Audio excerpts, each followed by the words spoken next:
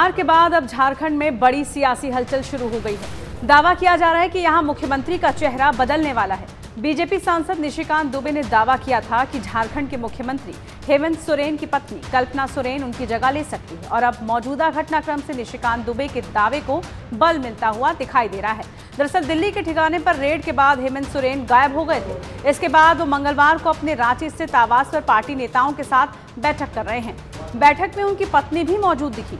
गौर करने वाली बात यह भी है कि हेमंत सोरेन की पत्नी कल्पना सोरेन विधायक नहीं है, लेकिन वो बैठक में मौजूद थी। ऐसे में माना यह जा रहा है कि कल्पना सोरेन मुख्यमंत्री पद संभालेंगी। मीडिया रिपोर्ट्स में यह दावा भी किया जा रहा है कि पार्टी नेताओं का भी मानना है कि उनके पास कोई वास्तविक चुनौती नहीं है और पार्टी में सभी लोग उन्हें स्वीकार भी करेंगे। ऐसे में आइए कल्पना सोरेन के बारे में डिटेल में आपको जानकारी देते हैं।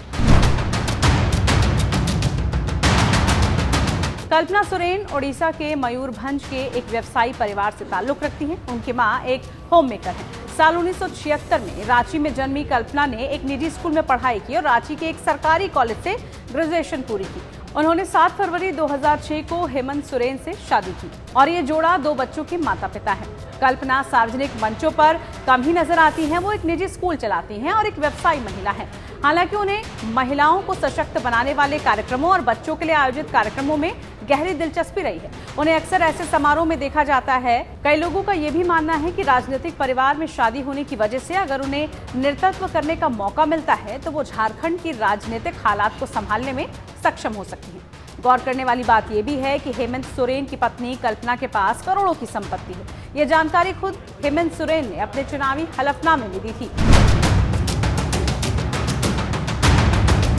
माईनेता.com पर मौजूद 2019 में दिए गए चुनावी हलफनामे की जानकारी के मुताबिक कल्पना के पास करीब 95 लाख की चल संपत्ति है। इसमें 2 लाख रुपए से ज्यादा का कैश, करीब 18 लाख रुपए की डिपॉजिट, एचएस फ्यूल में 2 लाख रुपए का निवेश, करीब 30 लाख रुपए की सेविंग और पॉलिसीज भी है। 5.5 लाख रुपए की कार, 20 किलो चांदी और करीब 25 लाख रुपए का सोना शामिल है। वहीं अचल संपत्ति की बात की जाए तो कल्पना के पास 3 कमर्शियल बिल्डिंग्स हैं, जिनकी कुल कीमत 2019 के एफिडेविट में 4 करोड़ 85 लाख रुपए बताई गई है। बता दें कि एक व्यवसायी महिला के रूप में कल्पना एक बार सुर्खियों में भी आ गई थी। तब पूर्व मुख्यमंत्री और बीजेपी नेता रघुवर दास ने आरोप लगाया था कि हेमंत सोरेन ने अपनी पत्नी के बिजनेस के लिए एक प्लॉट आवंटित करने के लिए अपने अधिकारों का दुरुपयोग किया है। हेमंत के पास उद्योग विभाग है। ये दावा किया जाता है कि कल्पना को औद्योगिक उद्यम शुरू करने के लिए आदिवासियों के लिए बनाए गए प्लॉट पूल से 11 एकड़ जमीन आवंटित की गई थी। इसका खुलासा रघुवर दास ने किया था। रांची के बरहे इंडस्ट्रियल पार्क में सोरही प्राइवेट लिमिटेड की मीट प्रोसेसिंग यूनिट के लिए प्लॉट को आवंटित किया गया था।